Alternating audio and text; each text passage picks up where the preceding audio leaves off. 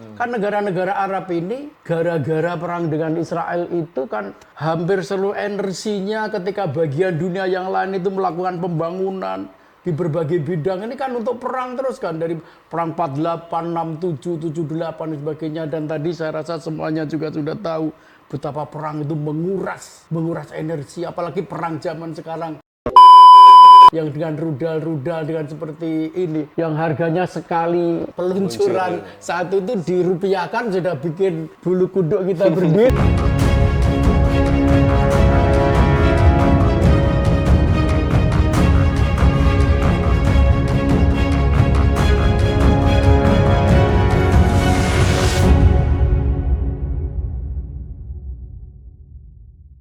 Warahmatullahi wabarakatuh. Jumpa lagi bersama kami di podcast Resonansi, tempat kita diskusi santai tentang berbagai isu terkini bersama saya Aher Budiantoro.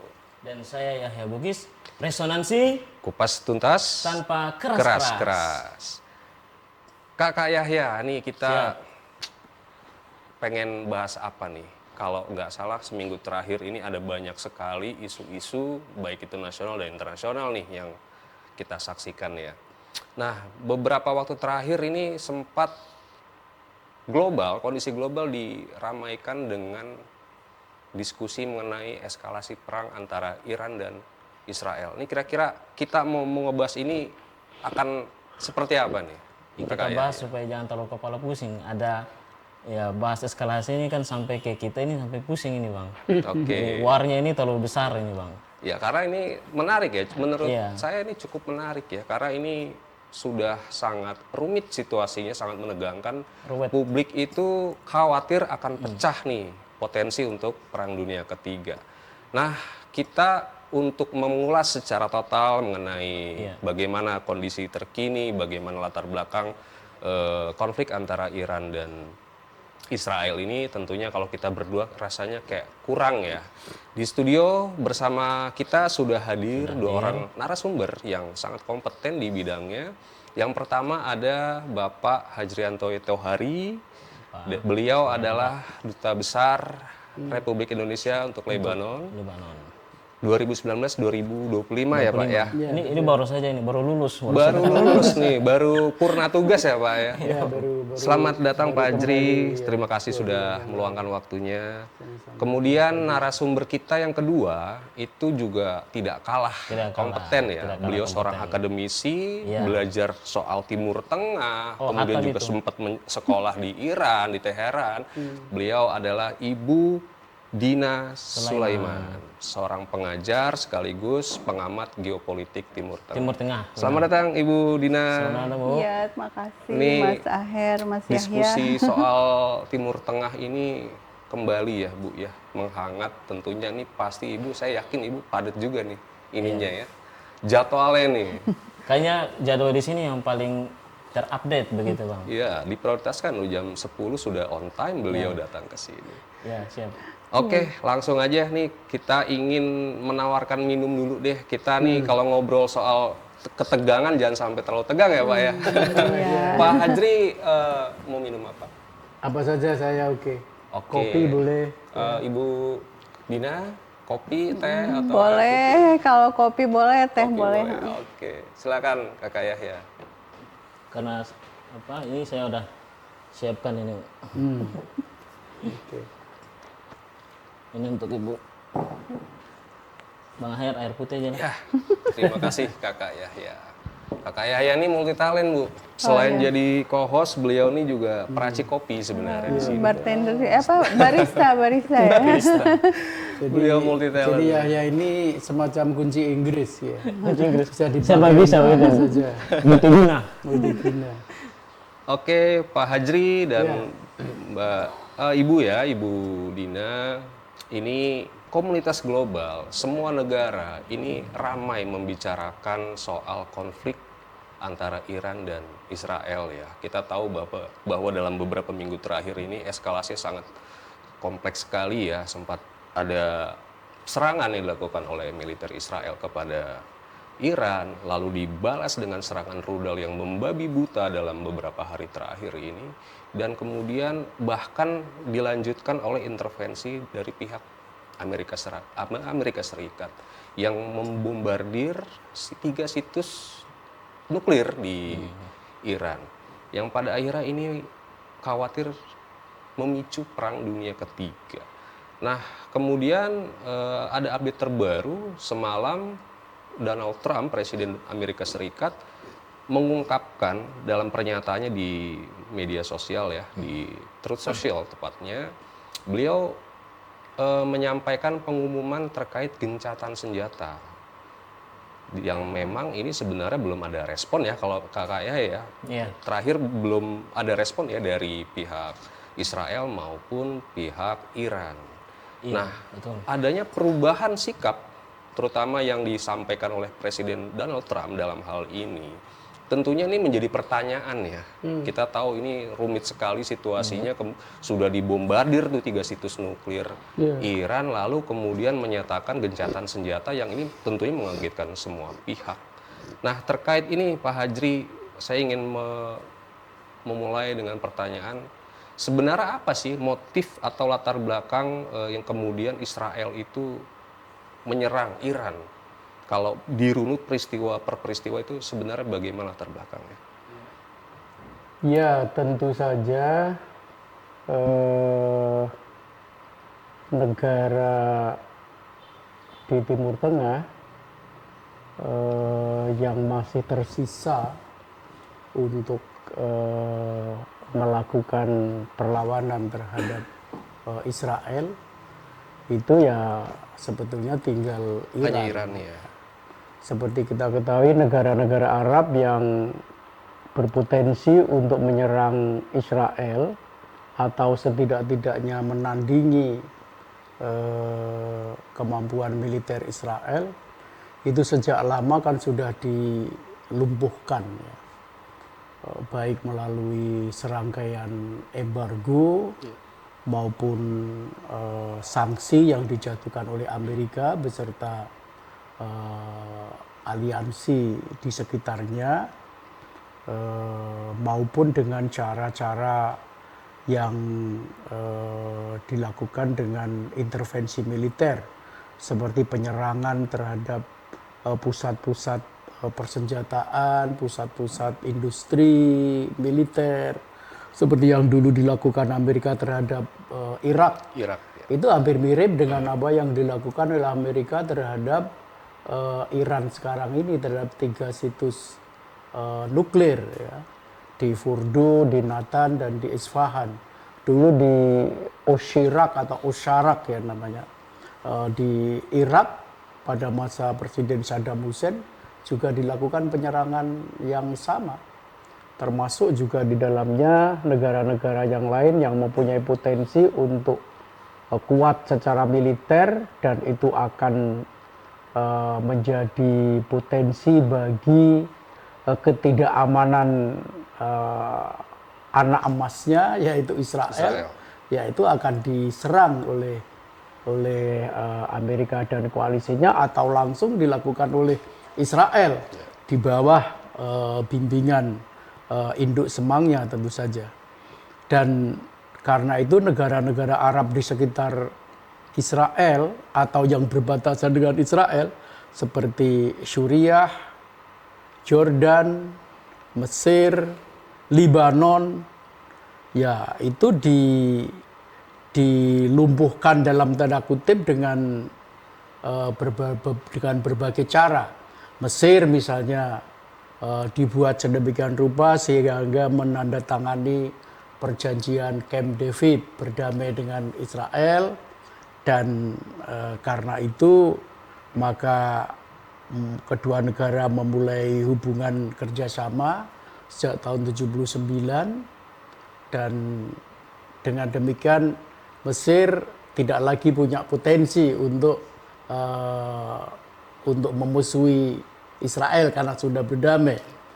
Tahun 95 diikuti dengan Yordania melakukan perjanjian perdamaian atau normalisasi hubungan kembali dan membuka hubungan diplomatik. Dua negara yang berbatasan yang lain dianggap bandel, tidak mau melakukan itu.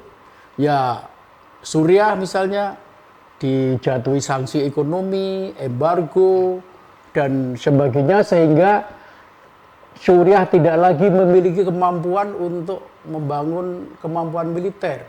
Sementara kita tahu yang selama ini memberikan bantuan kepada Suriah adalah Uni Soviet, dan Uni Soviet 91 runtuh dan tinggal menjadi Rusia yang sangat terbatas.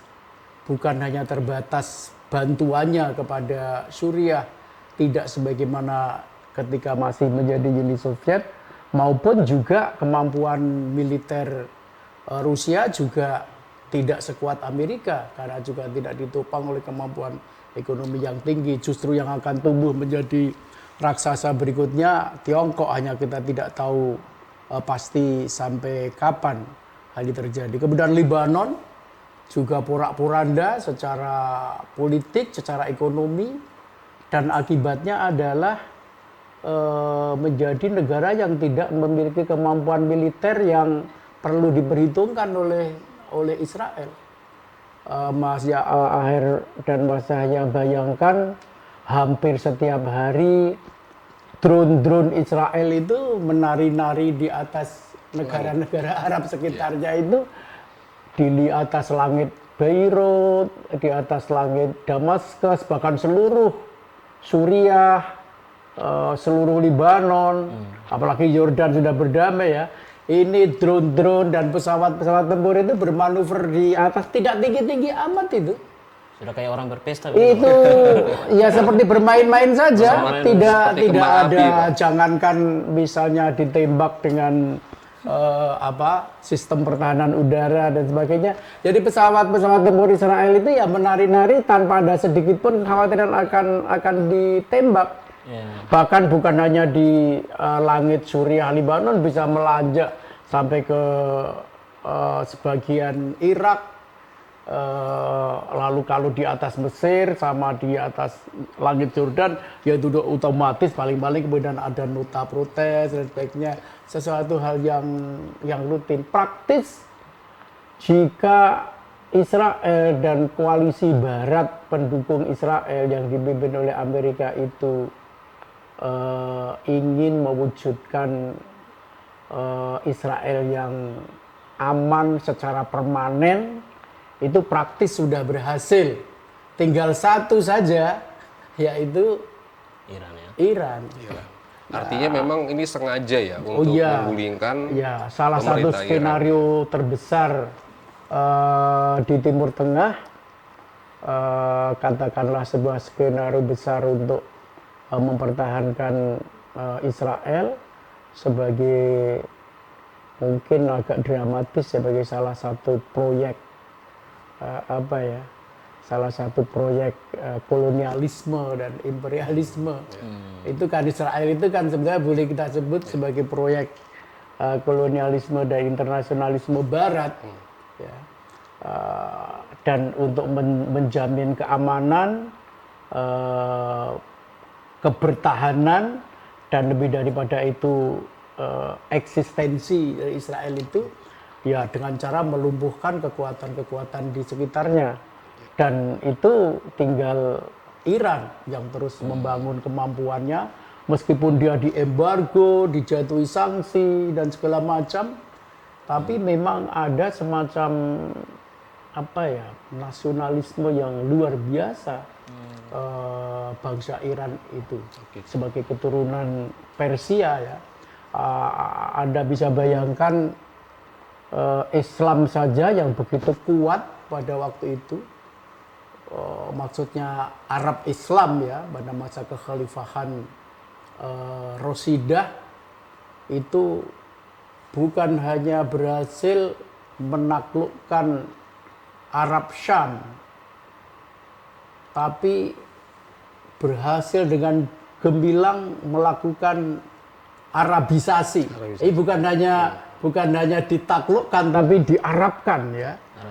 Diarabkan dan menjadi Arab ya. Bangsa Arab Syam, atau sering dalam literatur Barat disebut Arab Livang, yang sekarang itu Palestina, Yordania, Suriah, Libanon, itu pada sejatinya kan bukan bangsa Arab. Dia bangsa Punisia. Dia menjadi Arab itu karena Arabisasi. Maka dia disebut Arab Musta'ribah. Jadi Arab karena diarabkan. Itu berhasil ditaklukkan secara politik, ekonomi, militer, dan kebudayaan. Menjadi Arab. Iran itu tidak. Tidak ya. Iran itu berhasil diislamkan, tapi tidak berhasil diarabkan. Itu sebenarnya menunjukkan sebuah nasionalisme yang luar biasa. Nah, terkait sikap Iran Trump itu. sendiri gimana Pak Gimana? sebenarnya? Ini kan publik kan pada akhirnya kan melihat bahwa ini Amerika ini sebenarnya maunya apa ya ketika sudah membombardir? Ya tentu saja Amerika akan ingin bahwa Iran itu skenario besarnya Amerika itu adalah membuka hubungan diplomatik dengan Israel, mengakui Israel kembali seperti sebelum revolusi 1979. Sehingga dengan demikian Israel eksis, aman, dan hidup berdampingan secara damai dengan sekitarnya. Bukan dengan hanya Arab, tapi Timur Tengah. Bukan hanya, kalau Arab kan terbatas 23 negara Arab. Tapi Amerika tentu saja ingin juga dengan Turki. Turki sudah. Bahkan yang paling awal sampai sekarang juga mempunyai hubungan diplomatik. Meskipun kadang-kadang ada bunga-bunga kecaman-kecaman gitu. Tapi dua negara ini memiliki hubungan diplomatik. Dan kemudian dengan Iran itu sampai 1979 tidak ada negara yang sedemikian mesra dengan Israel melebihi Iran. Jadi bukan hanya aliansi setia Amerika dan Israel di Timur Tengah. Itu mungkin semacam apa ya, istilah anak gaul sekarang, bestie. Dulu bestie. Oh iya, itu bestie. Bukan hanya dekat, sangat mesra. Sangat mesra, ya. Bahkan boleh dikatakan bahwa Sohib. wah, itu istimewa sekali. Jadi aliansi Amerika, Israel, Iran itu istimewa sekali. Tapi revolusi Islam 1979, demikian nama aslinya, mereka menamakan sendiri revolusi Islam 1979, itu membalik secara 180 derajat, mungkin kurang ya, 360 derajat dari apa itu bestinya Amerika dan Israel menjadi sebalik. Kedutaan Amerika itu ditutup, kedutaan Israel ditutup, bukan hanya ditutup, diganti jadi kedutaan Palestina, gitu. Jadi dan kedutaan Amerika ditutup dengan cara yang cukup bagi Amerika itu sangat lancang lah, kira-kira begitu cara menutupnya, dengan diduduki dan sebagainya, dan itu menjadi isu internasional. Dan karena itu kalau ditanya apa tujuan Amerika, ya tujuan Amerika dan Israel tentu saja mengembalikan ke sebelum 79. Hegemoninya tetap kuat di Timur Tentu Tengah. dengan berbagai cara. Ya bujukan yang tidak mungkin dan sebagainya, mungkin berbagai skenario dibuat. Salah satunya tentu saja kalau pemerintah yang sekarang ini tidak bisa menuruti itu, ya harus diganti, ada pergantian rezim. Kalau memungkinkan, bukan seperti itu.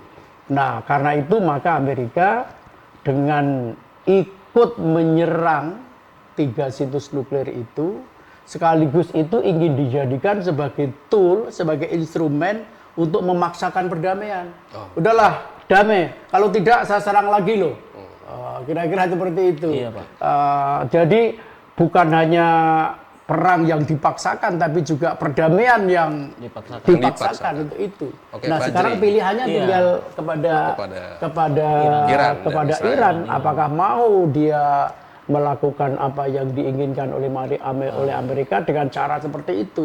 Kalau dalam perspektif saya, bangsa Iran dengan sejarah yang saya ceritakan secara singkat tadi, termasuk nasionalisme yang tinggi, kebudayaan yang hebat, yang tidak gampang menyerah, Saya rasa cara-cara yang hina tidak akan ditempuh oleh Amerika kayak rasa Iran kayak bandel aja gitu. Kayak ini bandel Oh gitu.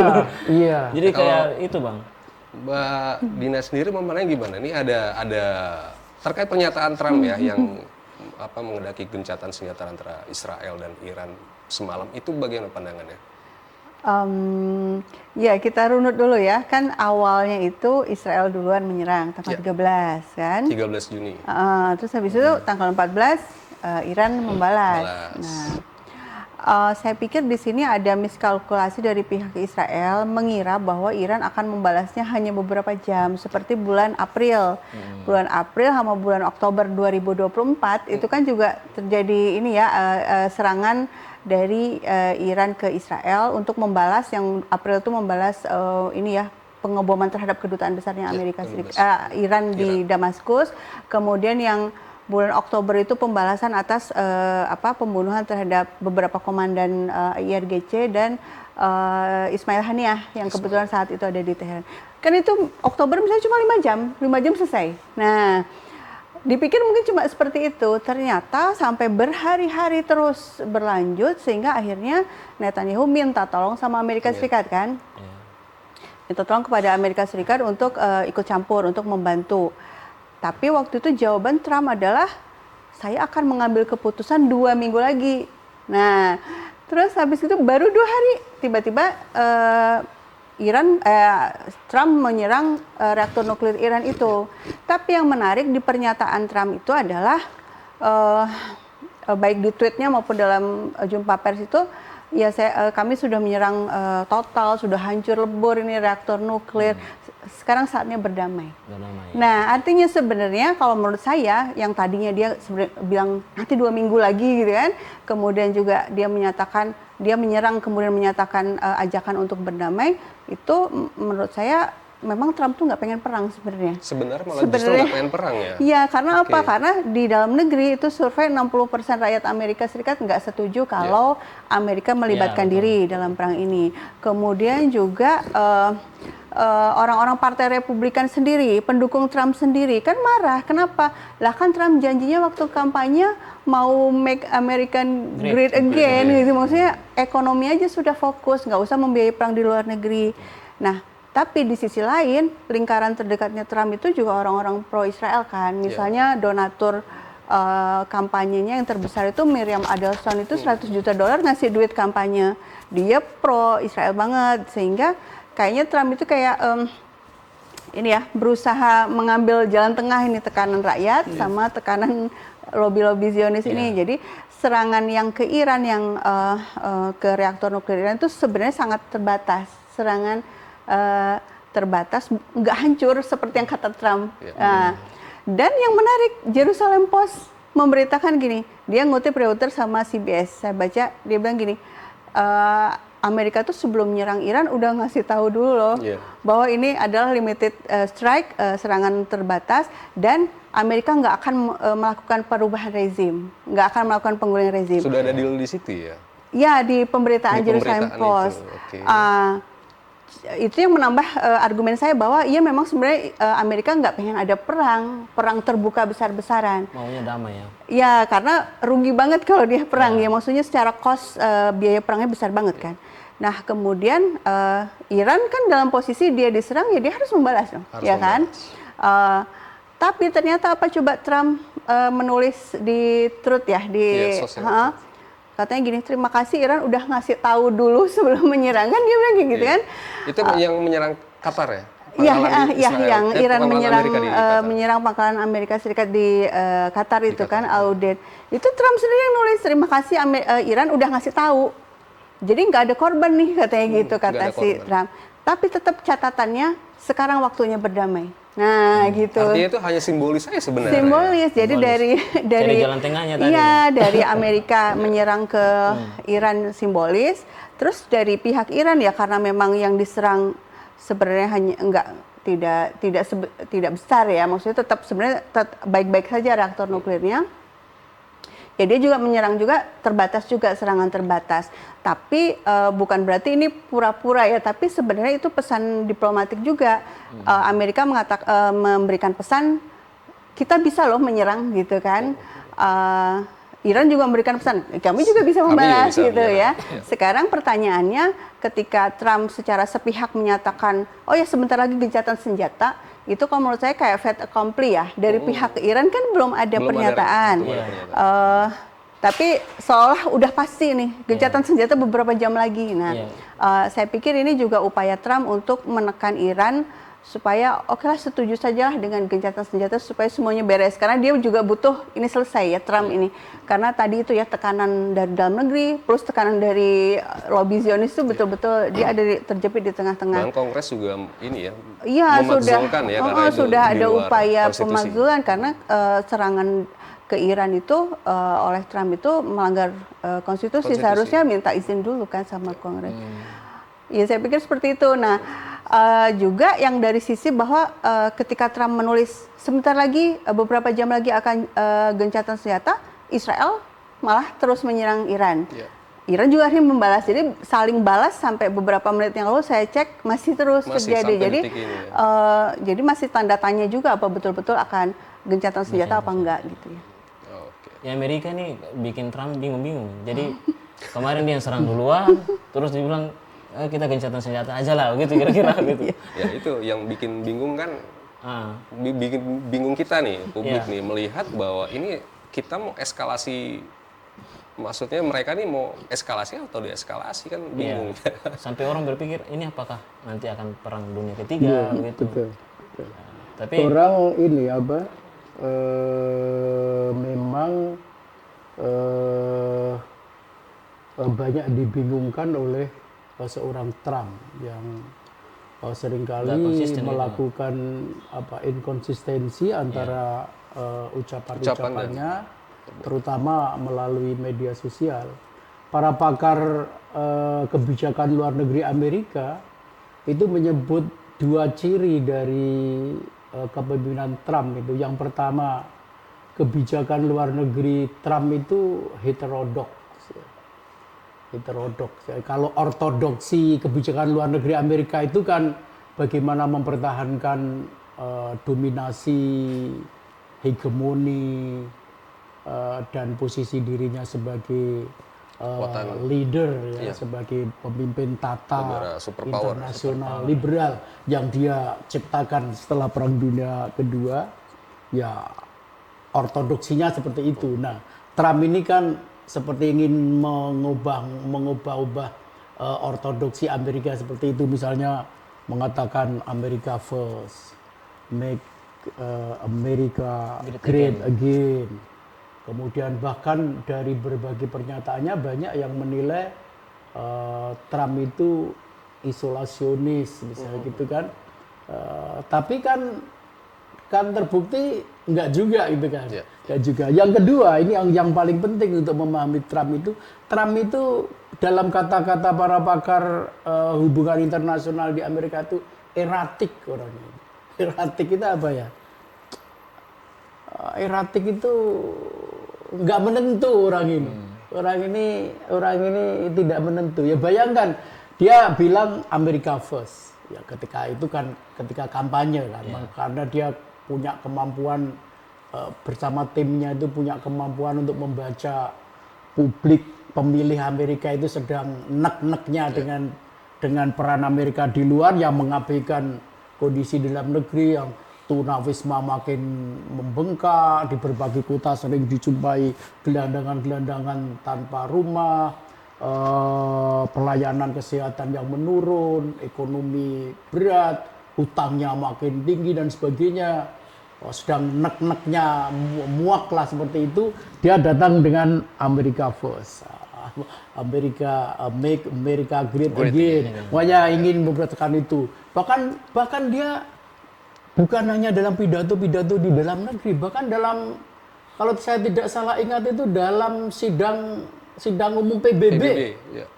Dia Trump itu berpidato sekarang itu bukan lagi era globalisme atau ingin mempertahankan globalisasi. Yang benar sekarang itu patriotisme. Kita cara itu pernah menjadi viral itu di berbagai ini. Kalau soal kalkulasi perang Pak Hajri, ini kan juga menjadi pertanyaan publik juga ya ketika memang potensi pecah perang dunia. Tadi Mbak Budini juga sudah menyampaikan bahwa ini ada kalkulasi yang membuat Amerika kemudian menyatakan untuk kedua pihak untuk gencatan senjata. Kalau dari Pak Hajri sendiri memandang dari sisi kekuatan alutsista dari dua negara ini gimana sih antara Iran dan Israel ini gimana, Pak? Kalau tanpa Amerika. Amerika, tanpa bantuan Amerika, saya rasa kalau toh dianggap lebih kuat Israel itu ya hanya adik kelas, kakak kelas gitu ya. Karena seperti diketahui Israel ini kan dengan kemampuan perekonomian yang makin kuat, dengan pendapatan per kapita 54.000 US dollar ya. Dan karena itu punya kemampuan militer yang juga cukup tinggi, itu banyak melakukan kerjasama dengan Amerika dalam membuat pesawat-pesawat tempur, misalnya F-35 itu. F-35 itu ada yang dibuat bersama-sama dengan Israel dan sebagainya. Ya, sehingga praktis memang untuk udara ya, untuk pemukul udara ya memang jauh. Israel ya. lebih dominan berarti jauh ya? Kalau darat dan sebagainya mungkin masih bisa di ini apalagi jumlah. Ya. Artileri Iran kira-kira lebih unggul gak dari? Enggak juga. Tapi kalau dengan Israel karena jumlah ya tentu saja lebih unggul. Iran tapi lebih kan Israel pasti akan menghindari perang artileri. Ya Israel itu pasti yang pertama akan mengandalkan udara, dihancurkan dulu. Jangankan dengan Iran yang penduduknya sedemikian besar. Dengan Hizbullah saja, dengan Lebanon saja, dia tidak mengirim darat dulu, dia gempur semua dari udara semua. Dan praktis namanya Hizbullah itu nggak bisa menangkis sama sekali. Jadi terhadap serangan-serangan Israel itu ya nonton saja. Nonton dirinya diserang, nonton dirinya dihancurkan, bangunan-bangunannya digempur, dan apalagi sebagainya. ini ya Pak ya, melihat kenyataan bahwa pertahanan Israel yang digembar-gemborkan paling canggih di dunia ya, Iron Dome. Pada kenyataannya tembus juga sama David Sling yang rudal Iran, dan itu jarak jauh loh. Betul, dan artinya, itu Iran saya rasa mempelajari betul kan, mempelajari betul ketika dulu ada serangan-serangan yang dilakukan gagal, dia pelajari. Karena bagaimanapun juga Iran ini kan sebetulnya dari sudut sumber daya manusia itu kan termasuk sangat menonjol di Timur Tengah. Oh, luar biasa banyak loh dosen-dosen di universitas terkemuka Amerika itu orang-orang keturunan Iran. Dari bidang teologi ya, teologi sampai ya sampai nuklir sebagainya, itu banyak sekali pakar-pakar Palestina. Itu menandakan bahwa memang sumber daya manusia Iran itu unggul, dan karena itu maka tidak berlebihan kalau orang mengatakan bahwa sebetulnya superpower di Timur Tengah itu ya 5 saja sebetulnya. Negara yang kuat di Timur Tengah untuk superpower regional itu ya tentu saja pertama Israel. Kemudian Iran, Arab Saudi, Turki. 4 ya maksud saya.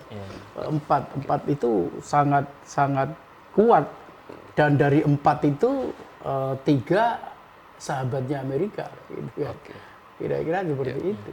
Bu Dina, kalau dari kacamata Bu Dina melihat antara pertahanan dua belah negara ini, Iran dan Israel, 3 matra besar ini, pasukan udara, pasukan laut, dan pasukan darat. Ini kalau dari kacamata Bu Dina gimana? Apakah Iran lebih unggul di bidang apa, kemudian Israel di bidang apa begitu? Iya, sebenarnya kalau kita lihat military spending-nya ya, pengeluaran militer antara Iran sama Israel itu jauh banget sebenarnya. Iran itu tahun 2024 itu budget militernya itu 7,9 miliar ya US dollar. Sementara Israel itu 6 kali lipat. Kalau bicara Saudi itu 10 kali lipat. Jadi bahkan Saudi itu sebenarnya dari sisi military spending berarti pembelian senjata yang dia lakukan gitu itu jauh lebih besar sebenarnya. Nah, sekarang kok bisa Iran itu menyerang Israel, terus Iron Dome yang katanya hebat itu tembus juga gitu ya. Itu membuktikan bahwa hard power itu tidak satu-satunya kunci untuk meraih kemenangan. Ada hal-hal lain misalnya strategi, kecerdikan, dan keberanian. Maksudnya gini, kalau dilihat senjatanya Saudi kan lebih banyak. Saudi juga jauh lebih kaya. Tapi kan nggak berani. Berarti kan nggak menyerang Israel kan? Nah, Iran dari sisi dana jauh lebih sedikit gitu kan. Dari sisi senjata bikin sendiri gitu. Dan dari Iran juga bahkan nggak punya jet tempur ya, jet tempur yang mampu bisa terbang jauh gitu, tapi bisa menyerang Israel. Nah, artinya di sini ada kecerdikan yang dilakukan yang tadi Pak Dubes sudah menyinggung ya, Iran tuh mempelajari yang serangan di April dan Oktober yang cuma beberapa jam itu justru itu dipelajari berapa menit, berapa detik kemampuan Iron Dome itu dalam melakukan serangan dengan cara apa. Sehingga waktu itu juga bahkan yang menarik itu kenapa kok bisa tembus rudal-rudalnya Iran itu, meskipun banyak yang tertangkis, tapi kan ada yang tembus. Ternyata strategi yang dipakai itu adalah dia ngirim dulu drone-drone yang jadul-jadul, ya kan? Lama-lama itu. Nah, yang lama-lama. Ini kan yang namanya pertahanan udara itu kan kalau ada benda asing masuk, si Israel ini ngirim rudal kan? Ini kan mahal banget nih yang di ini, padahal yang dilawan hanya drone-drone zaman yang stok-stok lama gitu. Dan akhirnya sistem itu akan tersaturasi. Dia butuh waktu beberapa detik untuk ngisi ulang lagi kan. Detik ketika kosong itu barulah masuk rudal-rudal balistiknya. Makanya di April dan Oktober tembus tuh ke pangkalan militernya Israel. Karena memang waktu itu targetnya hanya untuk menyerang pangkalan militer Israel yang digunakan untuk menyerang kedutaan besar Iran dan digunakan untuk menyerang panglima-panglima IRGC Iran itu. Nah, sekarang dengan bekal informasi yang April Oktober, nah sekarang ini pula yang dilakukan oleh Iran sehingga targetnya itu banyak sekali yang presisi dan juga akhirnya keluar tuh senjata rudal-rudalnya yang canggih-canggih itu ya. Jadi misalnya kalau pertahanan udara itu kan seperti saya bilang tadi, dia akan dia akan mengirim rudal ketika ada benda asing masuk. Rudalnya Iran naik ke atas, betul-betul naik ke atas, lalu jatuh ke bawah, nggak sempat karena hypersonic kan. Jadi melebihi kecepatan suara, nggak keburu untuk. Belum ada teknologi buat interception. Iya, interseptornya nggak sampai. Plus ditambah Israel itu sangat bergantung pada interseptor yang dari Amerika Serikat. Kan butuh waktu untuk mengirim ulang, sementara cadangannya sangat terbatas. Jadi sekarang ini cadangan interseptornya Israel tuh udah menipis, makanya dia betul-betul minta bantuan sama Amerika. Jadi terbukti kemenangan itu bisa harus ditambah dengan keberanian dan strategi juga gitu ya. Sementara Israel yang sudah ditopang dengan kecanggihan teknologi yang luar biasa, ya kalah strategi di sini gitu ya. Memang dan itu, kalah kalkulasi juga. Maaf, itu Iran produksi sendiri senjata-senjata itu? Ya produksi sendiri kan memang diembargo dari mana? Ya, jadi praktis dia sendiri kalau toh mendapatkan bantuan dari luar itu bantuan bahan baku, bantuan bahan baku atau pembuatan, dan itu pun dari negara yang secara sembunyi-sembunyi. Jadi tidak ada yang transparan. Lewat pasar gelap karena takut juga gitu. Mungkin Korea Utara, Tiongkok, Rusia ada batas-batas tertentu. Tapi saya rasa mereka juga nggak mau terlalu mengambil risiko seperti itu. Jadi memang dari sudut kemampuan untuk memproduk senjata-senjata seperti yang sekarang tampak itu memang spektakuler ya. Spektakuler. Orang itu kalau ditekan dan tidak dapat apa-apa itu bisa bikin. Itu lebih mirip juga dengan Hamas ya di Gaza itu. Gaza itu kan kayak di penjara dunia kan itu, di laut, udara, darat itu nggak bisa masuk ibaratnya, ekstrimnya itu. jarum masuk ke Gaza saja ketahuan. Saking terus ini. Iya. Kok mereka bisa bikin rudal, bisa bikin misail, bisa untuk meskipun tentu saja jaraknya cuma berapa kilometer, karena Gaza ke Oskadon misalnya itu pakai mobil itu 10 menit kali ya. 10 menit. Jaraknya dekat sekali. Gaza ke Yerusalem itu cuma sekitar 35 km. Gaza sendiri itu cuma sepanjang 41 km. Panjangnya, luasnya cuma kalau dibuat rata gitu 8 km ke ini. Jadi cuma dekat-dekat saja. Itu kan sudah karena itu ya punya kemampuan bikin itu, meskipun mungkin ya kira-kira dibikin oleh anak-anak lulusan STM lah kira-kira itu. Hamas buat sendiri ya? Buat sendiri. Iya, Hamas bikin karena sendiri. nggak mungkin dia mendatangkan senjata dari luar, nggak bisa. Jangankan senjata ya, barang saja itu nggak bisa. Itu ketat sekali. Kalau Anda pernah masuk ke Gaza, ya di Rafah itu, luar biasa ketat.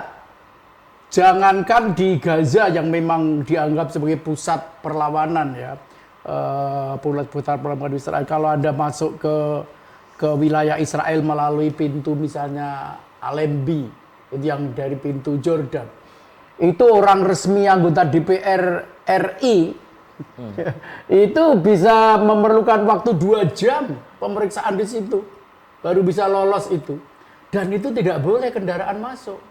Jadi kalau Anda mau berkunjung ke Palestina atau kunjung ke Israel kan sama saja kan, berkunjung Palestina itu masuk di perbatasan itu, di border itu bus atau kendaraan yang membawa kita ya berhenti di situ. Baru kemudian setelah kita masuk nanti ganti dengan mobil yang dari dalam. Jadi dari barang dari luar itu nggak akan bisa. Itu padahal bukan Gaza, itu Gaza lebih lagi. Itu zona-zona merah semua, Bang. Saya tuh begini, Pak. Kenapa saya bertanya itu? Karena saya mesti berandai-andai begitu.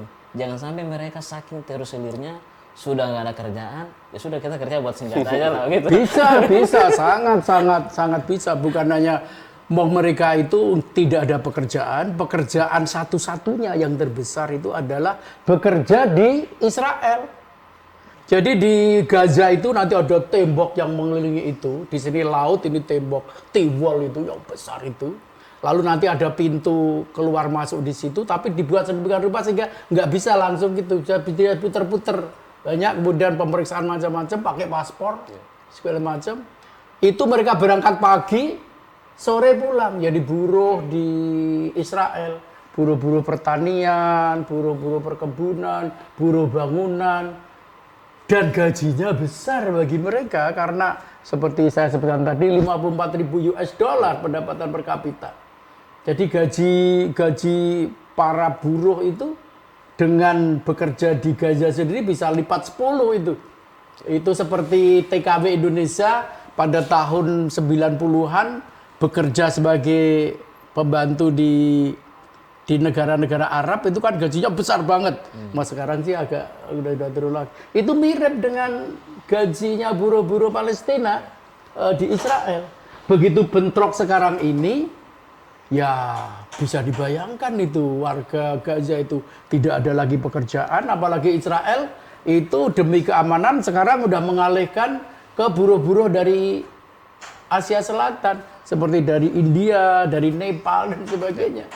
Ya ini kalau soal ini Pak, Bu Dina kan sebagai pengamat Timur Tengah nih pasti juga memahami situasi di Timur Tengah, dalamnya di Iran ya. Kita tahu bahwa narasi yang selalu digaungkan oleh Amerika yang mengatakan anti Iran itu selalu narasinya itu demi keamanan, pelarangan nuklir, persenjataan nuklir oleh Iran dan sebagainya. Padahal kalau kita runut sejarah ke belakang sedikit, ini sih kan awalnya Amerika sendiri ya yang mendukung kerjasama nuklir. Iya. Kalau nggak salah tahun 53 Dwight Eisenhower ya, tahun 53 itu justru mendukung bahkan membiayai fasilitas nuklir meski memang tujuannya untuk nuklir damai. Kemudian tadi juga Pak Hajrianto juga sudah menyampaikan ada perubahan secara geopolitik di Iran tahun 79 ditandai oleh revolusi Islam Iran yang kemudian disitulah cikal bakal Amerika menyatakan anti Iran di situ. Nah ini kemudian kembali lagi nih sekarang, apakah ini memang strategi Amerika dalam mempertahankan hegemoni di Timur Tengah, di tengah dunia yang sudah mengalami pergeseran dari yang unipolar ke multipolar, ini gimana ya menurut Ibu? Ya, tadi di awal itu Pak Dubes sudah bilang ya bahwa Iran itu sudah satu-satunya negara yang tersisa ya yang berani melawan Israel dan punya kemampuan gitu. Tadi juga Pak Dubes juga menyinggung soal Irak. Ini sangat terkait, polanya tuh mirip sekali. Jadi Irak itu dulu juga punya reaktor nuklir, sedang membangun untuk damai dan di bawah pengawasan IAEA juga sama seperti Iran. Ya. Dibom benar-benar hancur oleh Israel. Kenapa? Karena Saddam Hussein waktu itu adalah pembela Palestina. Dia bahkan juga membantu persenjataan para pejuang Palestina. Nah, Israel tidak ingin ada kekuatan di Arab yang bisa selain Israel tidak ingin ada kekuatan lain di Timur Tengah gitu. Apalagi kalau sampai punya nuklir, meskipun memang untuk damai, tapi selalu mencurigai ya nanti kan bisa bikin bom. Nah, seperti itu. Dan kemudian di 2002 itu tersebar itu pidato rekamannya Netanyahu itu di depan Kongres Amerika Serikat mengatakan kalau Anda menggulingkan Saddam gitu ya, saya janji pasti situasi akan jauh lebih baik. 2003 Amerika Serikat menyerang Irak dan hanya dalam beberapa pekan ya Saddam terguling waktu itu 2003. Ini mau dicoba lagi oleh Israel untuk menggulingkan Iran. Kenapa? Karena Iran itu memang justru pembela Palestina dan bukan sekedar bantuan kemanusiaan atau diplomatik, tapi juga senjata. Ketika masih bisa tembus senjata utuh nih, tapi selama proses itu juga memberikan dana dan alih teknologi. Jadi makanya orang-orang Gaza sekarang bisa bikin sendiri gitu kan. Nah, Israel sejak lama udah gemes banget sama Iran pengen berubah rezimnya gitu ya, supaya rezim atau pemerintahan Iran itu tidak lagi membela Palestina. Nah sekarang Amerika Serikat didorong-dorong nih oleh Netanyahu untuk mengulangi skenario Irak. Tapi kan Irak dan Iran tuh beda jauh ya. Waktu Irak diserbu di 2003 kondisinya udah sangat lumpuh ya, ekonomi dan kekuatannya udah betul-betul lemah sehingga dengan cepat bisa digulingkan. Tapi kalau Iran justru selama masa embargo ini justru memperkuat industri militernya sehingga memang Trump nggak berani kan, makanya saya tadi bilang itu serangan simbolik karena buat Amerika Serikat kalau betul-betul perang all out dengan Iran itu besar sekali taruhannya. Sepanjang sejarah Amerika itu perang itu kan melawan rezim-rezim yang lemah kan. Afghanistan, melawan Taliban gitu kan, Irak 2003, Saddam yang memang sudah lemah gitu. Jadi ya sementara Iran dalam kondisi yang saat ini kuat, apalagi dukungan internasional juga banyak sekali karena apa? Sudah 2 tahun kita ngelihat orang Gaza dibantai nggak ada yang berani melawan. Nah, Iran tiba-tiba muncul ngebom Israel, buat dunia internasional terserah. Pokoknya yang penting Israel ada yang menyerang. Karena concern dunia internasional kan Gaza kan gitu ya. Jadi mau Iran kan mengatakan loh kami kan membela diri karena diserang, tapi karena yang diserang adalah Israel. Buat dunia internasional oke, kita dukung karena kita sedang menanti-nanti siapa nih yang bisa menolong orang-orang Palestina yang sudah 2 tahun dibantai ini. Berarti hasrat publik ini terwakilkan dengan apa yang dilakukan Iran terhadap Israel. Iya, betul seperti itu. Ya, dan Iran itu tahu betul juga psikologi umat manusia di dunia ketiga atau lebih khusus lagi psikologinya umat Islam kan. Psikologi umat Islam di dunia Islam tentu saja terhadap Palestina itu kan luar biasa. Seperti dukungan bangsa Indonesia kepada Palestina ini kan luar biasa besar. Sejak Presiden Republik Indonesia yang pertama sampai yang sekarang ya selalu konsisten untuk berada pada posisi itu.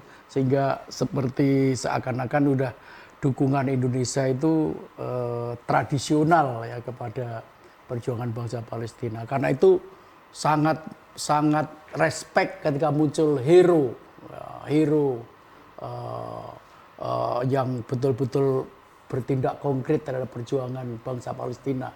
Meskipun juga banyak gergeten, jengkel dan sebagainya. Ya misalnya gergeten, jengkel itu misalnya, loh kenapa kok nyerangnya tidak sama-sama, satu persatu sehingga gampang dipatahkan. Hamas dulu, akhirnya digempur habis. Ketika sudah mau habis, baru kemudian Hizbullah di Lebanon mulai yang serangan besar-besar, mulai besar. Jadi seakan-akan ketika tentara-tentara Israel yang sudah dipasang di pintu gerbang Gaza, udah habis Gaza, udah hancur, 70% lebih infrastruktur Gaza itu hancur-hancuran. Lalu Hizbullah baru besar-besaran, sehingga perhatian Israel bisa berpindah ke sana kan, berpindah ke perbatasan dengan Lebanon. Begitu kemudian Hizbullah dihancurkan sampai di kota Beirut, markas-markas besarnya, bahkan kepemimpinan Hizbullah itu sampai mungkin lapisan keempat. Bayangkan, lapisan keempat kepemimpinan Hamas, baik kepemimpinan organisasi gerak maupun kepemimpinan militer, itu dihabisi. Hampir mirip dengan dihabisi lapisan ketiga di Hamas. Jadi Hamas dan Hizbullah itu kehilangan kepemimpinan sampai lapisan ketiga. Infrastruktur kepemimpinan, infrastruktur ini baru setelah Hizbullah di Lebanon juga habis, bahkan sampai Hizbullah yang berada di Suriah yang menjadi tulang punggungnya Presiden Bashar Assad ditarik pulang, sehingga Bashar Assad juga kelimpungan dan akhirnya terguling, jatuh. Baru setelah itu Iran. Kan orang lalu membayangkan, kalau tiga-tiganya itu, apalagi ditambah dengan Houthi, ditambah dengan Kataib Hizbullah itu serempak, betapa repotnya itu Israel. Tapi karena satu persatu, sehingga Israel itu ya habis dari sini, habisin sini, berpindah-pindah dan sebagainya. Nah, itu campur ya antara harapan dan apa itu penasaran ini. Bicara perihal dukungan tadi disebutkan, ini kan Israel didukung oleh Amerika. Sementara beberapa waktu lalu ada petinggi Iran berjumpa dengan Putin. Sebelumnya Putin kayak kode-kode begitu. Oh mereka nggak, ini kok minta bantuan kok. Tapi setelah itu perjumpaan itu. Jadi ini ada keterlibatan negara-negara di belakang dua kemarin ya, negara. Iya, negara terlibat ini bang. Jadi kita tahu bahwa Israel dukungannya adalah Iran, Amerika. Sementara Iran ya mungkin saja masih ada misalkan negara seperti yang bersuara ya, yang kayak kasih kode begitu. Ada Rusia, ada China, kemudian ada juga yang belakangan korut. Nah, ini posisi mereka ini gimana Bu? Pak? Apakah mereka akan seperti kayak Amerika terlibat langsung atau ada semacam kayak hanya tipis-tipis lah begitu kayak ini begitu.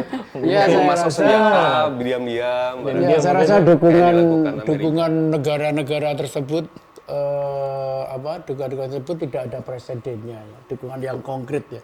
Saling dukungan politik, dukungan moral, pernyataan, mengecam dan sebagainya. Tapi secara menggunakan hard power, apalagi intervensi militer, itu belum pernah ada ceritanya. Soviet, Tiongkok, Korea Utara atau mana lagi yang memberikan dukungan sebagaimana dukungan Amerika kepada Israel. Dukungan senjata juga nggak ada, yang misalkan pesawat tempur apa begitu dari Rusia? Ya, pembelian pada masa-masa aman. Maksud saya ketika pembelian itu dilakukan, itu dibiarkan oleh Amerika dan aliansinya. Tapi ketika dipendelikin ya tidak jadi segala macam. Pertama itu, yang kedua juga kemampuan perekonomian negara-negara Arab di sekitar Israel ini sudah tidak ada kemampuan lagi untuk membeli senjata. Seperti diketahui negara-negara Arab yang berada di sekitar Israel seperti Suriah, Lebanon, Yordan, Mesir dan sebagainya, ini negara-negara yang sangat berbeda dengan negara Arab Teluk yang sangat kaya dengan produksi minyaknya yang bagian terbesar dari produksi minyak dunia. Ini negara-negara yang bahkan minyak juga beli. Dan pendapatan per kapitanya itu seperti Mesir misalnya itu tidak ada 2.000 US dollar. Suriah itu sekitar 2.500. Hanya Lebanon yang agak tinggi itu sekitar 8.500, tapi secara ini juga kacau dan sebagainya. Nggak mungkin dia itu membeli senjata untuk kehidupan sehari-hari saja, itu sudah sangat ini. Dan saya rasa mustahil negara-negara itu akan memberikan senjata secara gratis seperti Rusia dan sebagainya. Pikiran juga mereka Pak mungkin mau beli senjata atau mau beli makan itu. Ya, mereka juga punya problem yang cukup besar, apalagi Rusia juga menyelesaikan perangnya dengan Ukraina saja juga sampai hari ini tidak bisa segera dilakukan. Nah, itu ada satu hal juga ya Pak yang menarik ya, terkait rencana Iran untuk menutup Selat Hormuz. Tadi Mbak Budina juga sudah menyampaikan bahwa kalkulasi ini penting buat Amerika dan Israel ya dalam menghadapi konfrontasi langsung dengan Iran. Kita tahu bahwa Selat Hormuz ini sangat vital dalam hal sebagai tempat untuk rantai pasokan energi. Ada 3 negara besar yang punya kepentingan terhadap rantai pasokan itu, kalau nggak salah itu Cina, Jepang, dan satu lagi apa ya, India ya kalau nggak salah. Kalau itu Selat Hormuz itu ditutup oleh Iran, ini kan akan mengacaukan rantai pasokan minyak dunia. Bahkan kita juga dalam beberapa hari ini sempat ramai pengamat yang menganalisis soal kemungkinan akan naik nih harga minyak dunia per barelnya. Nah, yang jadi pertanyaan, apakah ini memang menjadi pertimbangan Amerika, Bu? Kalau Amerika sendiri enggak ya. Karena Amerika itu mungkin ada dalam ancaman beberapa tahun terakhir itu dia melakukan eksplorasi di dalam negeri sendiri besar-besaran, dan Amerika itu sudah menjadi produsen minyak. Bahkan sebenarnya kalau mau dia itu sudah eksportir minyak. Jadi dia sudah tidak tergantung dengan minyak Timur Tengah. Negara-negara sekutu Amerika, iya pasti itu masih sangat membutuhkan minyak dari Timur Tengah. Tapi Amerika sendiri sebetulnya udah tenang-tenang dia karena dia sudah mandiri secara ini. Banyak sekali tulisan di jurnal-jurnal tentang kemandirian energi minyak Amerika karena temuan-temuan yang luar biasa yang diperoleh oleh Amerika. Tapi negara-negara sekutu Amerika di Eropa, terutama Eropa Barat, negara-negara industri di Eropa Barat, dan kemudian Cina, pasti itu akan sangat ini. Bisa jadi mungkin maksud Iran untuk menghukum negara-negara Barat dalam hal banyak ketersediaan energi, ya hanya akan berdampak kepada negara-negara Eropa dan Asia mungkin ya? Iya, dan Asianya Tiongkok ya. Dan Amerika ini seperti saya katakan tadi, Trump ini kan orangnya nggak menentu ya, erratik. Dia bahkan sekutu-sekutunya akan marah kan sebenarnya sama Amerika itu. Karena misalnya sekutu-sekutu Amerika di Eropa itu kan dibilangin, lu naikkan lagi dong iuran NATO. Masa selama ini saya yang nanggung terus, wong kamu yang mau aman dan sebagainya. Sepertinya banyak yang sekutu-sekutu Amerika di Eropa itu udah banyak yang jengkel. Karena Amerika itu bukan hanya menarik diri dari iuran berbagi badan di bawah PBB, tapi juga di NATO dan sebagainya. Itu dia mulai seperti menekan atau memeras gitu pada sekutu-sekutunya, dan mulai banyak yang marah. Belum lagi dia bikin marah Kanada karena kamu gabung saja di sini jadi negara bagian Amerika ke-51, atau terusan Panama mau diambil, Greenland dan sebagainya. Nah, ini Amerika ini memang di bawah Trump ini luar biasa. Maka banyak yang berdoa mudah-mudahan 3 tahun tersisa ini cepat-cepat berjalan dengan ini sehingga segera berakhir Trump ini. Ya, kecuali kalau bisa di-impeach oleh Bernie Sanders dan kawan-kawan yang sudah melakukan ancaman itu. Tapi sejarah impeachment di Amerika ini kan juga lebih banyak gagalnya daripada berhasilnya. Kalau Bu Dina sendiri memandang gimana? Selain tadi yang disampaikan terkait kalkulasi Hormuz yang dilakukan oleh Amerika, nah ini ada ancaman dari Iran sendiri akan menutup Selat Hormuz. Apakah ini salah satu yang menjadi pertimbangan Amerika karena mungkin mendapat tekanan dari China, kemudian dari India dan Jepang barangkali? Ya, intinya saya pikir semua pihak ya, kecuali Israel, itu memang meminta agar Amerika Serikat tidak menyerang Iran dan tidak berperang langsung dengan Iran, karena memang semua akan rugi gitu ya. Dari sisi misalnya ketika Iran menutup Selat Hormuz, berarti kan negara-negara produsen minyak yang itu adalah negara-negara Timur Tengah akan rugi. Kemudian negara Eropa yang butuh minyak dari Timur Tengah, minyak dan Timur Tengah rugi juga. China juga. Makanya dan ketika ekonomi terganggu itu semuanya kena gitu ya. Indonesia pun juga kena, dan itu karena interdependensi ekonomi global ini.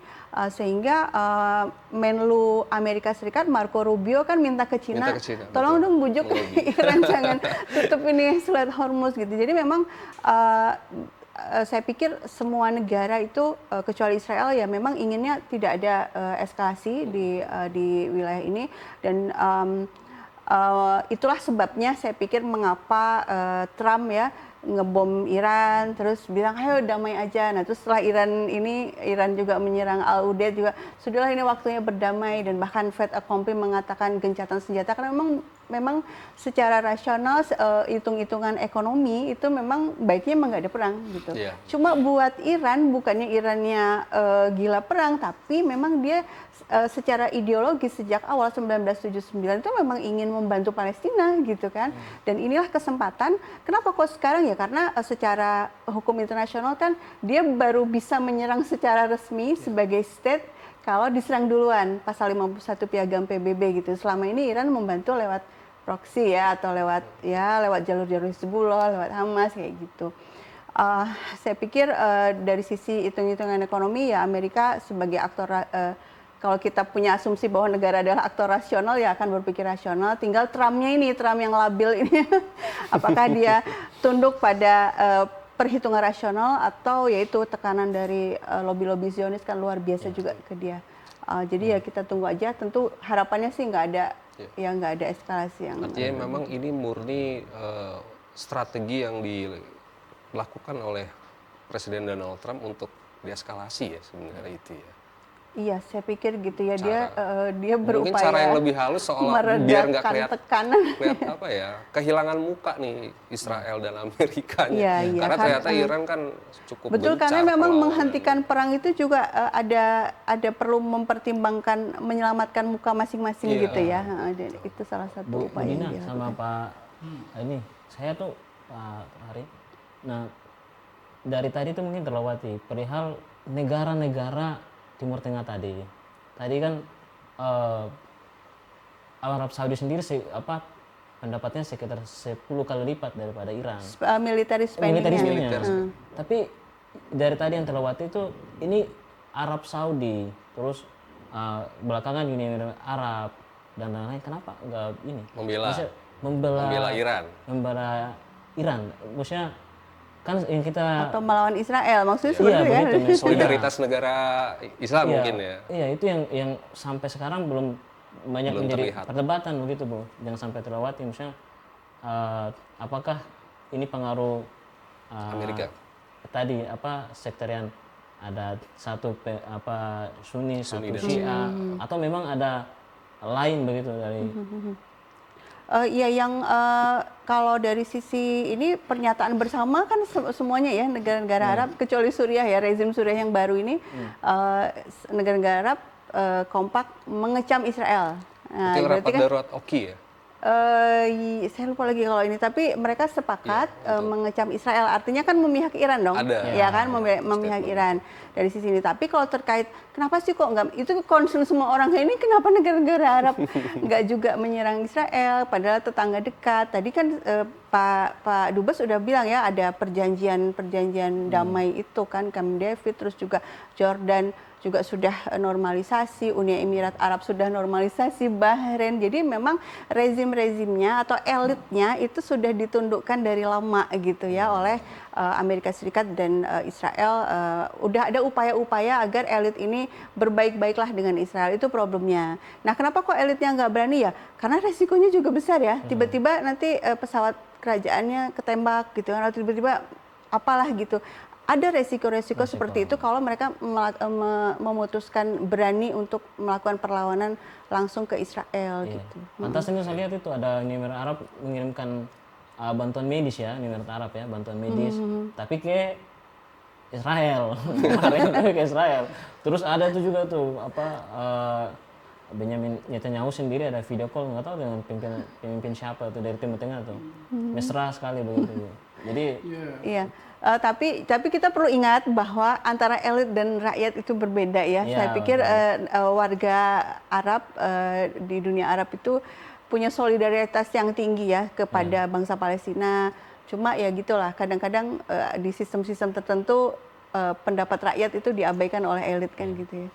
Oke sendiri gimana Bu?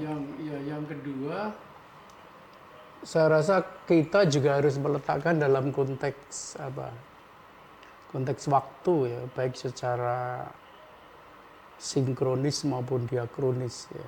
Perang Arab Israel ini kan sudah berusia hampir 1 abad ya. Kalau dihitung dari sejak berdirinya Israel tahun 48 itu sampai hari ini itu sudah 78 tahun.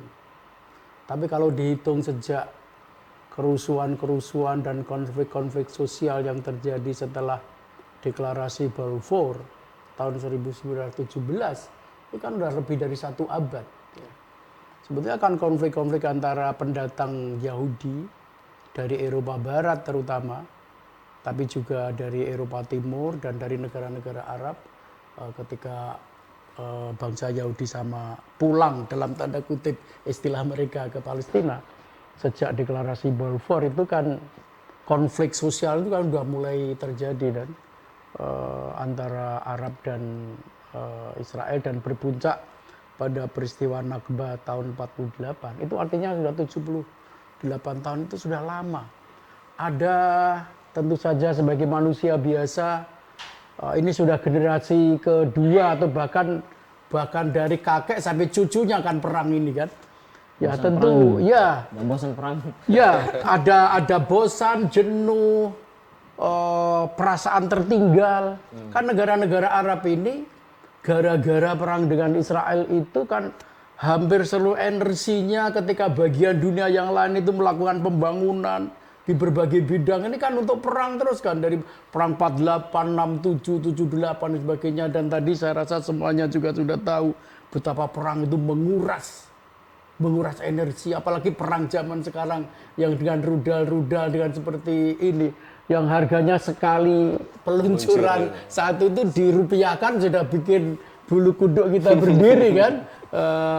Ketika diletakkan dalam konteks yang nggak bisa makan 3 kali sehari. Berapa Pak? Itu iya. Seluncuran apa? Sampai nggak hafal saya harga itu. Bahkan fantastis itu. Bahkan bagi negara kaya seperti Amerika itu rakyat Amerika pun gregetan dengan bantuan Amerika kepada Israel. Kalau dihitung 25 tahun terakhir itu 1 jam 10.000 US dollar. Bayangkan gitu ya. Nah ini bangsa Arab itu juga seperti itu. Apalagi ketika melihat fakta bahwa negara-negara yang tidak ikut perang, hanya tidak terlibat langsung perang secara fisikal, mungkin secara diam-diam secara finansial membantu ya. Itu negara-negara yang berhasil menjadi negara yang kaya. Si negara-negara Arab Teluk ini, Arab Saudi, Qatar, Emirat, Kuwait, Oman, Bahrain dan sebagainya. Mereka mencapai kemakmuran yang bahkan melebihi negara-negara Eropa yang paling sejahtera loh itu. Kalau ada berkunjung ke negara-negara Arab Teluk itu gila memang. Ini Eropa betul kota-kota mereka ini. Dan pendapatan per kapita seperti Qatar itu 108.000 US dollar. 108.000. 108.000. Jadi dia negara terkaya di dunia. Hanya tuker-tukeran bolak-balik setiap tahun agak naik turun dengan salah satu negara di Skandinavia. Jadi kaya banget. 54 banyak ribu. sultan duitnya bertingkat, Pak. Lah iya Khususnya seperti di itu. tangga-tangga Sementara negara-negara yang perang langsung dengan Israel seperti Suriah, Libanon, Mesir dan sebagainya itu terseok-seok. Bahkan angka kemiskinan juga sangat besar. Pendidikannya begitu-begitu saja. Bahkan Libanon itu sebetulnya memiliki universitas yang the best di Timur Tengah yang dulu didirikan oleh para misionaris dari Amerika tahun 1856 American University of Beirut itu selama berdekade-dekade itu jadi universitas terbaik di Timur Tengah. Sekarang itu udah tergeser oleh universitas di Arab Teluk. Sudah ranking 6 dia sekarang, udah kalah dengan misalnya King Fahd University of Petroleum and Mineral. Itu sudah ranking di atasnya. Bayangkan itu karena kemampuan ekonomi. Dan fakta kan juga menunjukkan negara-negara yang punya universitas terbaik dunia itu kan universitas di negara-negara yang kaya kan, seperti Singapura yang bisa masuk 2 universitasnya masuk 10 besar, 10 terbaik dunia. Mana ada universitas masuk ke ranking itu kalau negaranya ekonominya di bawah 5.000 US dollar dan sebagainya. Nah, kira-kira ya keadaan semacam itu juga berpengaruh pada bangsa Arab. Karena itu makin lama isu Palestina itu tidak lagi menjadi prioritas utama negara Arab seperti dulu. Bahkan jangan terkejut, definisi ancaman itu juga berubah sampai tahun 2000-an. Mungkin 2000 sekian sedikit itu, terutama apalagi pada puncaknya 90-an itu, ancaman terbesar bangsa Arab itu, semua negara Arab itu, ancaman terbesarnya apa? Zionisme Israel.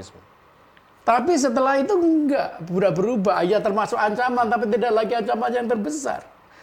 Nah, jadi menurut saya terlalu kompleks ya hal yang dihadapi oleh bangsa Arab. Mereka mengalami semacam Malaysia, dan sebetulnya itu juga bisa kita analogikan dengan bangsa lain. Ketika kita mengkritik orang Arab kok nggak bersatu, apa iya bangsa Melayu kalau terjadi apa-apa juga bisa bersatu, yang beda-beda negara? Misalnya kalau terjadi apa-apa di Indonesia, apa bangsa Melayu Malaysia akan membantu toh? Pertanyaan yang sama. Pertanyaan yang sama yang harus diajukan. Jadi ketika era negara bangsa sudah menjadi nation state, akhirnya masing-masing negara mempunyai kepentingan nasional, national interest sendiri-sendiri yang bisa berbeda-beda, bahkan bisa bertentangan. Dan itu juga tidak negara-negara Arab yang jumlahnya 22 itu juga nggak bisa lepas dari itu semua. Karena itu maka tuntutan kepada mereka kadang-kadang juga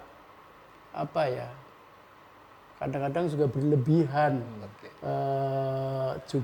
kadang-kadang juga berlebihan. Padahal di antara bangsa Arab sendiri juga sudah mulai terjadi saling perang. Irak dengan Kuwait bahkan diinvasi. Kemarin koalisi Arab yang dipimpin oleh Saudi misalnya bisa konflik dengan Qatar, sampai pesawatnya pun nggak boleh lewat di wilayah udaranya dan sebagainya. Jadi memang dalam masa 78 tahun perang dengan Israel itu merubah banyak hal. Bukan hanya di kalangan bangsa Arab yang lain, bahkan bangsa Arab Palestina, internal bangsa Arab Palestina pun juga banyak yang berubah. Sehingga melahirkan Fatah dan ada Hamas. Bahkan antar Hamas sendiri, Hamas yang pimpinan gerakan dengan Hamas yang mimpin tentara di lapangan, misalnya antara Yahya Sinwar dengan anaknya Muhammad Sinwar dengan Ismail Haniyeh almarhum, juga sering mengalami perbedaan-perbedaan tajam. Dan memang ke depan ini tantangan yang semakin kuat.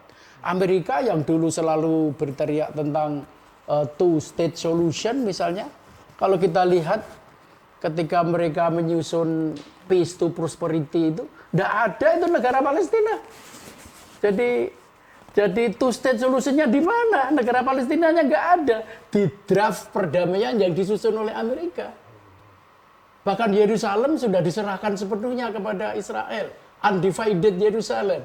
Jadi banyak berubah di dunia ini. Saya tidak tahu pasti ke depannya ini kira-kira prospeknya itu seperti apa negara Palestina itu. Melihat political landscape yang sudah semakin terus berubah. Generasi cucu yang tentu penghayatannya terhadap persoalan tersebut juga semakin berkurang, semakin berbeda. Di samping jika saya termasuk orang yang kagum pada bangsa Palestina itu, bisa melakukan transmisi nilai-nilai ideologi perlawanan dari kakek ke cucu itu nggak gampang loh. Kita bangsa Indonesia saja mewariskan wawasan kebangsaan itu, coba kan juga. Mungkin Indonesia kalau sampai ke cucu, aduh, mungkin bilangnya sudahlah kalau kalian mau perang dah, saya mau pergi kerja aja lah. Ini memang menarik ya membahas isu Timur Tengah ya. Terakhir sebelum kita menutup podcast pada hari ini mengingat kompleksitas dan potensi bahaya yang ditimbulkan sebagai akibat konfrontasi Iran-Israel ini, kira-kira apa pesan Budina khususnya kepada pemerintah Indonesia ya, bagaimana pada akhirnya memainkan peran dalam percaturan internasional dalam hal meredakan ketegangan. Minimal apa sih yang bisa kita lakukan sebagai suatu negara dengan menganut politik bebas aktifnya? Ya, kalau saya singkat aja, kan tadi kita sudah panjang lebar mendiskusikan bahwa ini kan akar perseteruan Iran-Israel adalah Palestina. Seandainya Palestina merdeka itu Iran sama Israel nggak akan perang kan gitu ya. Sehingga peran yang penting kita tingkatkan, kita maksimalkan adalah upaya gimana caranya supaya Israel keluar dari tepi barat, keluar dari Gaza. Dan memberikan kemerdekaan, memberikan hak kemerdekaan kepada Palestina, membiarkan Palestina untuk menjadi negara merdeka. Nah, tindakannya apa? Selama ini kita sudah melakukan upaya diplomatik, kita sudah memberikan bantuan kemanusiaan. Ada satu hal yang penting dan itu bisa mempercepat selesainya situasi ini adalah tekanan ekonomi. Nah, itu kita dan memang butuh keberanian untuk itu. Saya harap selama ini masyarakat sipil sudah bergerak ya melakukan aksi boikot. Nah, tapi di level state kan belum. Gitu. Betul. Seandainya itu bisa dilakukan di level state dan mudah-mudahan menjadi bola salju bergulir, saya pikir dengan segera rezim Zionis Israel bisa berhenti melakukan kejahatannya di Palestina dan ya akan damai gitu ya ketika sudah, karena akarnya di situ ya, ketika itu juga sudah selesai masalah di sana ya perdamaian akan terwujud di Timur Tengah, saya pikir seperti itu. Ini berarti dari statementnya Mbak Dina jelas ya, harus clear nih soal posisi Palestina. Biang keroknya ini memang Israel. Singkat saja Pak Hajri, kira-kira saya rasa saya menggarisbawahi bahwa inti dan akar masalah itu adalah kemerdekaan negara Palestina. Dan karena itu dukungan dari Indonesia sebagai salah satu negara Muslim terbesar itu harus terus dipertahankan dan diperkuat. Dan yang kedua, saya rasa perkembangan yang menarik justru saya lihat di negara-negara Barat di Eropa. Kalau diletakkan dalam konteks bahwa legitimasi eksistensi Israel itu terkait dengan negara-negara Barat sebagai kolonial dan imperial di masa lalu, maka perubahan sikap dan pandangan negara-negara Eropa itu luar biasa penting dan strategis.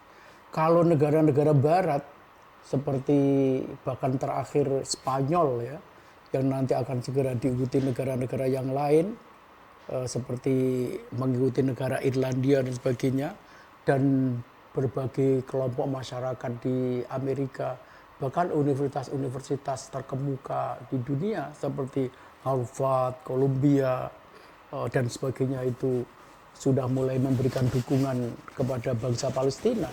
Saya rasa itu merupakan delegitimasi bagi eksistensi Israel. Dan pemimpin Israel menyadari betul itu Benyamin Netanyahu itu nggak pernah peduli itu ada demo 5 juta sekalian lah di negara-negara dunia ketiga dan di negara dunia Islam. Dia nggak akan komentar apa-apa, itu dianggap dipandang sebelah mata.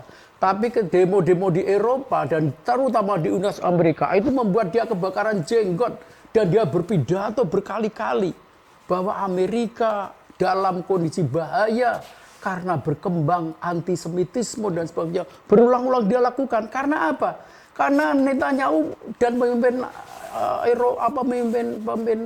Israel itu betul-betul memandang itu bahaya perubahan sikap di Barat itu. Karena memang yang melegitimasi dan menopang eksistensi Israel itu Barat, itu fakta. Dan karena ketika topangan ini mulai bergoyang, itu bisa kropos. Dan ramalan kehancuran Israel itu sebetulnya jauh lebih relevan diletakkan dalam konteks perubahan sikap negara-negara Barat. Presiden Amerika Donald Trump itu keras sekali terhadap universitas yang mendukung Palestina. Bahkan mengancam mendeportasi, mencabut visa, tidak memberikan visa baru, dan sebagainya. Itu hanya pernah dilakukan oleh pemerintah Amerika karena sikap anti-Israel yang berkembang di sana. Itu memang menandakan legitimasi yang sedang dipertahankan oleh Israel ini goncang.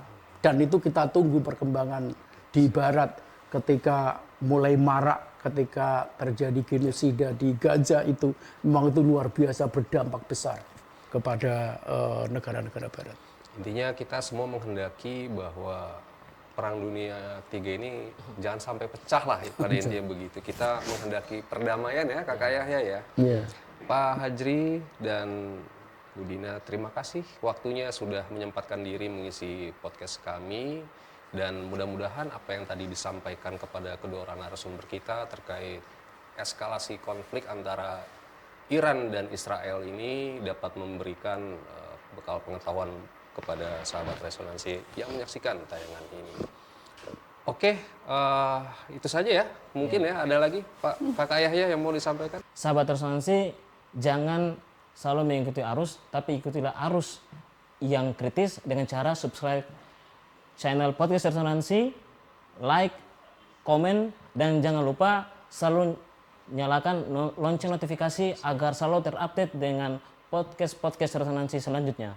Dan kepada sahabat resonansi, jangan lupa politik bukan milik segelintir orang, tapi politik adalah milik kita. Dengan berpolitik akan menentukan masa depan kita. Sampai bertemu pada episode resonansi berikutnya. Saya Herbudianto mengucapkan terima kasih. Saya Yahya. Resonansi Kupas tuntas tanpa keras-keras. Wassalamualaikum warahmatullahi wabarakatuh.